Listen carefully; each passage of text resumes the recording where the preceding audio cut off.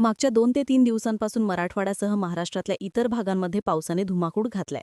छत्रपती संभाजीनगर, धाराशिव, परभणी, बीड, जालना, सोलापूर यांसारख्या अनेक जिल्ह्यांना अतिवृष्टीचा मोठा फटका बसलाय. तर दुसऱ्या आणि जळगावमध्ये पावसाने धुमाकूळ घातलाय. कमी वेळात मोठ्या प्रमाणात पाऊस झाल्यामुळे अनेक ठिकाणी नद्यांना पूर आला. पिकांचं मोठं नुकसान झालं. तर पुराचं पाणी घरांमध्ये शिरल्यामुळे अनेक नागरिक पावसाच्या पाण्यात अडकले आहेत. आर्मीच्या हेलिकॉप्टर्सची मदत घेऊन अनेक ठिकाणी रेस्क्यू ऑपरेशन पार पडलं असून अजूनही कित्येक ठिकाणी रेस्क्यू सुरू आहे. मराठवाड्यात कधी नव्हे ते इतक्या मोठ्या प्रमाणावर पाऊस पडलाय, त्यामुळे शेतकऱ्यांचं मोठं नुकसान झालेलं आहे. या पावसाच्या परिस्थितीत भाजप आमदार सुरेश धस, ठाकरे गटाचे खासदार ओमराजे निंबाळकर यांसारखे नेते मैदानात उतरून शेतकऱ्यांच्या मदतीसाठी धावून जाताना दिसले. तर मराठवाडा आणि इतर भागातल्या अनेक जिल्ह्यांमध्ये पालकमंत्री आणि स्थानिक लोकप्रतिनिधी पूरग्रस्त भागाच्या दौऱ्यावर गेले नव्हते, म्हणून त्यांच्यावर टीका झाली. मंगळवारी राज्याच्या मुख्यमंत्र्यांनी प्रत्येक जिल्ह्याच्या पालकमंत्र्यांना आपापल्या जिल्ह्यात जाऊन पूरस्थितीचा आढावा घेण्याच्या सूचना दिल्या आहेत. मुख्यमंत्र्यांच्या आदेश आल्यानंतर नेते, पालकमंत्री नेमून दिलेल्या भागांमध्ये दौऱ्यासाठी गेले आहेत. पण मराठवाड्यासह महाराष्ट्राला पावसानं झोडपलं असताना मैदानावर उतरून कोण काम करतंय? पुराच्या भीषण परिस्थितीमध्ये घरात कोण बसलंय? कुठले नेते टीका झाल्यावर आणि मुख्यमंत्र्यांच्या आदेशानंतर पाहणी दौऱ्यावर आले? कुठल्या भागांना पालकमंत्र्यांनी अजूनही भेट दिलेली नाही? सगळ्यात आधी जाणून घेऊयात या व्हिडिओतून. महाराष्ट्रात झालेल्या मुसळधार पावसामुळे पूरस्थिती निर्माण झाल्यानंतर सगळ्यात जास्त चर्चा झाली ती बारामतीचे शिवसेनेचे खासदार ओमराजे निंबाळकर यांची. घराजवळच्या परंडा तालुक्यातल्या वडनेर गावात एक आजी आपल्या 2 वर्षांच्या नातवाचा पुराच्या पाण्यात रात्री 2 वाजल्यापासून अडकल्याची माहिती ओमराजे यांना मिळाली. त्यानंतर जिल्हाधिकारी आणि एनडीआरएफच्या टीमला सूचना देऊन ओमराजे थेट वडनेर गावात पोहोचले आणि भर अंधारात पुराच्या पाण्यातून मार्ग काढत लाकूड आणि दोरीच्या मदतीने या आजी, 2 वर्षांचा नातू आणि आणखी एका कुटुंबाला सुखरूपपणे बाहेर काढलं. स्वतः खासदारच पुराच्या पाण्यात उतरल्याने ओमराजे यांचं मोठ्या प्रमाणावर कौतुक झालं. तर शेजारच्या परंडा तालुक्यातल्या शिरगाव वगैरे गावांना आणि भूम तालुक्यातही अनेक गावांना पुराचा फटका बसलाय. एनडीआरएफच्या टीमकडून या गावांमध्ये रेस्क्यू ऑपरेशन राबवण्यात आलं. यावेळी खासदार ओमराजे निंबाळकर एनडीआरएफच्या टीमसोबत स्वतः उपस्थित राहत लोकांची मदत करताना दिसून आले. ओमराजे निंबाळकर यांच्याप्रमाणेच आष्टीचे आमदार सुरेश धस यांचीही चर्चा झाली. धाराशिवप्रमाणेच बीड जिल्ह्याला अतिवृष्टीचा फटका बसलाय. बीड जिल्ह्यात मागच्या 3 दिवसांपासून मुसळधार पाऊस कोसळत असून एकूण 79 महसूल मंडळांमध्ये अतिवृष्टीची नोंद झालीय. सरासरीच्या तुलनेत विचार केला तर बीडमध्ये यावर्षी 145 मिलीमीटर जास्त पावसाची नोंद करण्यात आली आहे. बीडमध्ये जोरदार पावसामुळे मांजरा प्रकल्प, माजलगाव धरणातून पाण्याचा विसर्ग सुरू आहे. अशात आष्टीचे आमदार सुरेश धस शेतकऱ्यांच्या बांधावर जाऊन सगळ्या भागांची पाहणी करताना दिसून आले.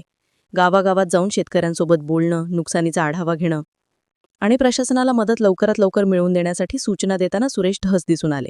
ते 24 तारखेला सुरू झालेला त्यांचा दौरा अजूनही सुरू आहे. अतिवृष्टी झाल्यावर लागलीच सुरेश धस थेट शेतकऱ्यांच्या बांधावर पोहोचल्याने त्यांची बरीच चर्चा झाली. ओमराजे यांनी ग्राउंडवर केलेली मदत, धस यांनी तातडीने दिलेल्या भेटी यामुळे त्यांची चर्चा झाली असली तरी काही नेते असे आहेत ज्यांची फारशी चर्चा झाली नसली तरी ते काम करताना मात्र दिसतायत. बीडमध्ये अतिवृष्टी झाल्यावर अनेक ठिकाणी नागरिक पुराच्या पाण्यात अडकले होते. बीडचे आमदार संदीप क्षीरसागर यांनी 22 सप्टेंबरला शिरापूर भागात एक नवजात बाळ आणि त्याच्या आईची पाण्यातून सुटका केली. त्यानंतर क्षीरसागर यांनी पाहणी दौरा सुरू ठेवत ठिकठिकाणी मदत मिळवण्यासाठी नियोजन केल्याचं, प्रशासन आणि नागरिकांमध्ये योग्य तो समन्वय साधल्याचं दिसून आलं. आता जसं थेट मैदानात उतरून पूरग्रस्तांची मदत केल्याने काही नेत्यांचं कौतुक झालं, तसंच मदतीसाठी पुढे न आल्यानं किंवा मदतीसाठी तातडीची पावलं न उचलल्यानं काही नेत्यांवर टीकासुद्धा झाली. शिवसेना शिंदे गटाचे आमदार तानाजी सावंत ज्या भूम परांडा मतदारसंघाचे प्रतिनिधित्व करतात तिथे मोठ्या प्रमाणावर पाऊस झाला. धाराशिव जिल्ह्याला अतिवृष्टीचा मोठा फटका बसला. सुरुवातीला खासदार ओमराजे निंबाळकर मैदानात उतरले, पण आपल्याच मतदारसंघात अतिवृष्टी होऊन सुद्धा तानाजी सावंत मैदानात न दिसल्याने तानाजी सावंत यांच्यावर टीका झाली. सुरुवातीला तानाजी सावंत आपल्या सोशल मीडिया हँडलवरून पूरस्थितीची माहिती देत होते, यंत्रणांच्या संपर्कात होते, पण त्यांच्याच तालुक्यात प्रचंड नुकसान होऊ नये तानाजी सावंत मदतीला उतरले नाहीत असं या ठिकाणचा सूर होता. अशातच तानाजी सावंत यांचा सोलापूर जिल्ह्यातल्या वाफगावमधला बंगला पाण्याखाली गेल्याचं, बंगल्यात अडकलेल्या लोकांना बोटीतून रेस्क्यू केल्याचे सुद्धा व्हिडिओ समोर आले. पण त्यानंतर 22 सप्टेंबरच्या संध्याकाळी तानाजी सावंत यांनी पाहणी दौरा सुरू केला. मुख्यमंत्री आणि उपमुख्यमंत्र्यांच्या संपर्कात राहून त्यांनी मदत कार्याला गती दिली. सोबतच लोकांच्या मदतीसाठी किट तयार करून ते आपल्या कार्यकर्त्यांच्या मार्फत पूरग्रस्त भागात पाठवण्याचं नियोजन सुद्धा तानाजी सावंत यांनी केलं. टीका झाल्यानंतर मैदानात आलेले नेते म्हणून प्रताप सरनाईक यांच्या नावाचीही चर्चा झाली. साधारण 20 तारखेपासून धाराशिव जिल्ह्यात पावसाचा जोर प्रचंड वाढला. ठिकठिकाणी पूरस्थिती निर्माण झाली. पण नाराजीचे पालकमंत्री असलेले प्रताप सरनाईक मात्र धाराशिवमध्ये पोहोचलेले नव्हते. त्यांना मुख्यमंत्री आणि उपमुख्यमंत्र्यांनी आदेश दिल्याच्या बातम्या आल्या आणि त्यानंतर प्रताप सरनाईक धाराशिवमध्ये जाणार अशा बातम्या माध्यमांमध्ये झळकल्या. 22 तारखेला धाराशिवमध्ये बचाव कार्याला सुरुवात झाली होती.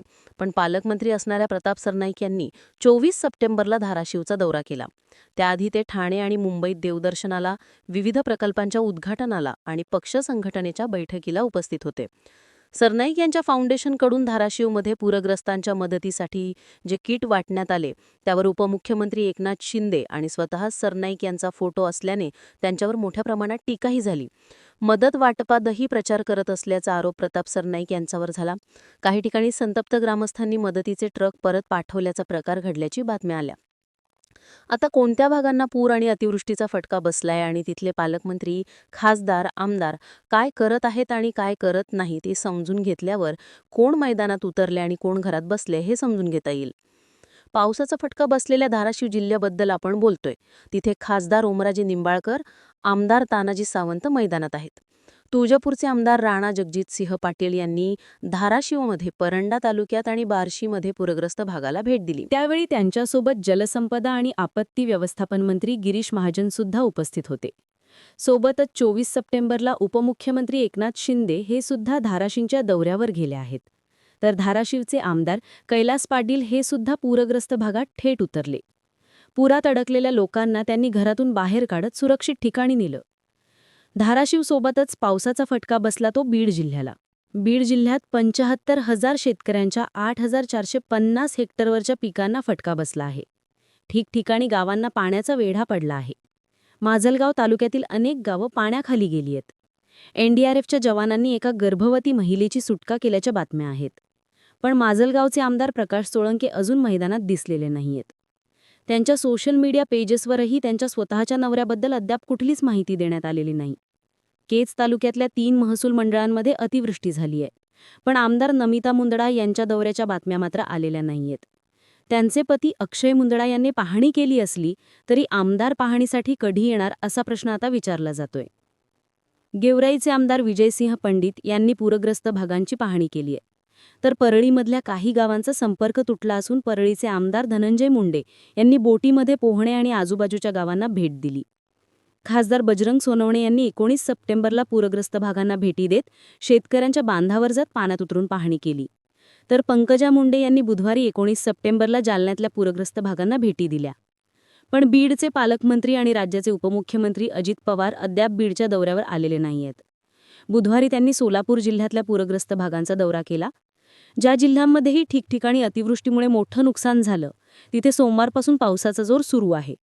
पुराचा फटका बसलेल्या अनेकांना सुरक्षित ठिकाणी हलवण्यात आले. पंकजा मुंडे यांनी बुधवारी जालन्यात अतिवृष्टीने ग्रस्त शेतकऱ्यांशी संवाद साधला. तर खासदार कल्याण काळे यांनी सुद्धा बुधवारी जिल्ह्यातल्या पूरग्रस्त भागांना भेटी दिल्या. जालन्यात परतूर आणि घनसावंगीमध्ये पावसामुळे मोठं नुकसान झालं आहे. परतूरचे आमदार बबनराव लोणीकर यांनी मैदानात उतरून पुराचा फटका बसलेल्या ठिकाणांना मंगळवारपासूनच भेट द्यायला सुरुवात केली. तर घनसावंगीचे आमदार हिकमत उढाण यांनी पूरग्रस्त भागाची पाहणी केली. पाझर तलाव फुटलेल्या भागात ते प्रत्यक्ष भेटीसाठी गेले होते. तर 19 सप्टेंबरला राज्याचे कृषी मंत्री दत्तात्रय भरणे यांनी बदनापूरला भेट देत शेतकऱ्यांशी संवाद साधला. अतिवृष्टीचा फटका बसलेला आणखी एक जिल्हा आहे सोलापूर. राज्याचे मुख्यमंत्री देवेंद्र फडणवीस, उपमुख्यमंत्री अजित पवार यांनी 17 सप्टेंबरला सोलापूरला भेट देत पूरग्रस्त भागांची पाहणी केली. गावकऱ्यांशी संवाद साधला. अधिकाऱ्यांना बचावकार्य, मदत आणि इतर गोष्टींसाठी आदेश सुद्धा दिले. सोबतच सोलापूरच्या खासदार प्रणिती शिंदे शेतकऱ्यांच्या बांधावर पोहोचल्या. पालकमंत्री जयकुमार गोरे यांनी सातत्याने अतिवृष्टीचा आणि पुराचा फटका बसलेल्या भागांना भेटी देत आढावा घेतला. मुख्यमंत्र्यांच्या पाहणी दौऱ्यात सुद्धा गोरे सहभागी झाले होते. हाताला सलाईन लावलेला असतानाही जयकुमार गोरे यांनी पाहणी सुरू ठेवल्याच्या बातम्या आल्या.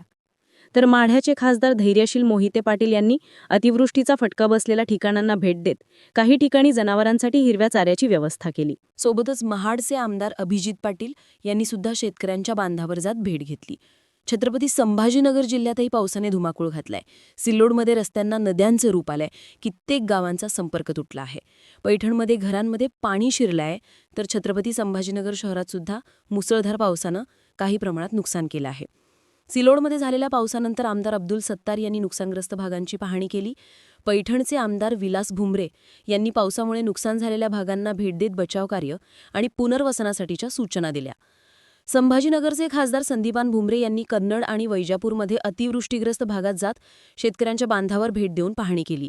तर पालकमंत्री संजय शिरसाट यांनी 20 सप्टेंबरला पैठणचा पाहणी दौरा केल्यानंतर संभाजीनगरला भेट दिलेली नाही. परभणी जिल्ह्यात सुद्धा अभूतपूर्व पाऊस पडला असून हजारो हेक्टर पीक पाण्याखाली गेलंय. गोदावरी, दुधणा आणि पूर्णा या नद्यांना पूर आलाय. कित्येक घरं पाण्याखाली गेली असून अनेक गावांचा संपर्क तुटला आहे.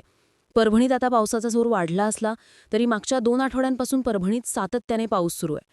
पण परभणीचे खासदार संजय जाधव यांनी 16 सप्टेंबरला पूरग्रस्त भागाची पाहणी केली.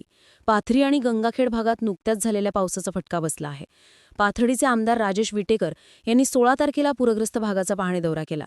तर खेडचे आमदार रत्नाकर गुट्टे यांनी 16 सप्टेंबरनंतर पूरग्रस्त भागाला भेट दिलेली नाही, पण प्रशासनाच्या संपर्कात राहून त्यांनी सूचना मात्र केल्या आहेत. तर परभणीच्या पालकमंत्री मेघना साकोरे बोर्डीकर यांनी 17 सप्टेंबरला म्हणजे 7 सप्टेंबरला पूरग्रस्त भागाची पाहणी केली आहे. लातूरमध्ये तेरणा नदीला आलेला पूर आणि मुसळधार पाऊस यामुळे जनजीवन विस्कळीत झालंय. अनेक रस्ते पाण्याखाली गेली असून गावांचा संपर्क तुटला आहे. औसामध्येही मुसळधार पावसाने धुमाकूळ घातलाय. लातूरचे खासदार शिवाजीराव काळगे यांची काँग्रेस पक्षाच्या नुकसानग्रस्त पिकांची पाहणी करणाऱ्या समितीत निवड झालीय. पण त्यांनी ऑगस्टमध्ये झालेल्या अतिवृष्टीवेळी दिलेल्या भेटीनंतर पूरग्रस्त भागाची पाहणी केलेली नाही असं सांगण्यात येतंय. तर लातूरचे पालकमंत्री असलेले शिवेंद्रराजे भोसले 23 सप्टेंबरला लातूरच्या पाहणी दौऱ्यावर पोहोचलेत. तर पावसाचा सर्वाधिक फटका बसलेल्या औसामध्ये आमदार अभिमन्यू पवार यांनी मागच्या 2 दिवसांपासून पाहणी दौरे करत शेतकऱ्यांच्या बांधावर पाहणी केली आहे. औसामधल्या पुज्जणी गावात मुख्यमंत्री देवेंद्र फडणवीस यांनी भेट देत आढावा घेतला आहे. हिंगोली जिल्ह्यात सुद्धा नदीला पूर आला असून शेतांमध्ये कमरेपर्यंत पाणी साचलं आहे. आसना नदीच्या बॅकवॉटरमुळे शेतातली हळद, सोयाबीन आणि कापूस चिखलाखाली गाडला गेला आहे. पण खासदार नागेश पाटील आष्टीकर हे त्यांच्या पत्नीच्या निधनामुळे फारसे ॲक्टिव्ह नाहीत. तर पालकमंत्री असलेले नरहरी झिरवाळ यांनी मागच्या आठवड्यात निर्माण झालेल्या पूरस्थितीनंतरही पाहणी दौरा न केल्याच्या टीकेनंतर 2 दिवसांचा दौरा केला होता. मात्र त्यानंतर झिरवाळ सुद्धा पाहणी दौऱ्यावर आलेले नाहीत. नांदेडमध्ये पावसाने धुवा उडवला असून नद्यांना पूर आला आहे. पिकं सुद्धा पाण्याखाली गेली आहेत. खासदार रवींद्र चव्हाण यांनी 13 सप्टेंबरला पूरग्रस्त भागाची पाहणी केली होती. तर पालकमंत्री अतुल सावे यांनी 3 आठवड्यांपूर्वी पूरग्रस्त भागाची पाहणी केली होती. तेव्हा त्यांना नागरिकांचा रोष सहन करावा लागला होता. त्यानंतर ते कधी भेट देणार असा प्रश्न स्थानिकांकडून विचारला जातोय. तर राज्यसभा खासदार अशोक चव्हाण हे सुद्धा थेट मैदानात नसून बैठकांवर नियोजन करत आहेत. जळगावमध्ये मागच्या 2 दिवसांपासून जोरदार पाऊस सुरू आहे. जिल्ह्यातल्या 16 मंडळामध्ये अतिवृष्टीची नोंद करण्यात आली आहे. जळगाव जिल्ह्यात पावसामुळे एकूण 7 ते 35 घरांची पडझड झाली. पाचोरा शहर आणि तालुका परिसरात अतिवृष्टी झाली तर 4 तासात अपेक्षित 53 मिलीमीटर पाऊस कोसळल्याने अंजनी, हिवरा या नद्यांना आणि इतर नाल्यांना पूर आला. जोरदार पावसामुळे पाचोरा तालुक्यातल्या 80-90 कुटुंबांचं स्थलांतर करण्यात आलं. यानंतर मंगळवारी पालकमंत्री गुलाबराव पाटील यांनी पाचोरा इथल्या नुकसानग्रस्त भागाची आणि पूरपरिस्थितीची पाहणी केली. यावेळी फातोर्ड्याचे आमदार किशोर पाटील हे सुद्धा उपस्थित होते. तर मुसळधार पावसाचा फटका धुळ्यातीलही बसला आहे. मंगळवारी झालेल्या पावसानंतर धुळे जिल्ह्यातल्या 8 मंडळांमध्ये अतिवृष्टीची नोंद करण्यात आली आहे. यामध्ये साक्री तालुक्यातल्या 6 आणि शिंदखेडा तालुक्यातल्या 2 मंडळांचा समावेश आहे. मंगळवारी धुळे शहरात 2 तासांमध्ये 65.8 मिलीमीटर पावसाची नोंद झाली. जोरदार पावसामुळे शेतकऱ्यांच्या मका, हरभरा आणि कपाशीचे मोठे नुकसान झाले.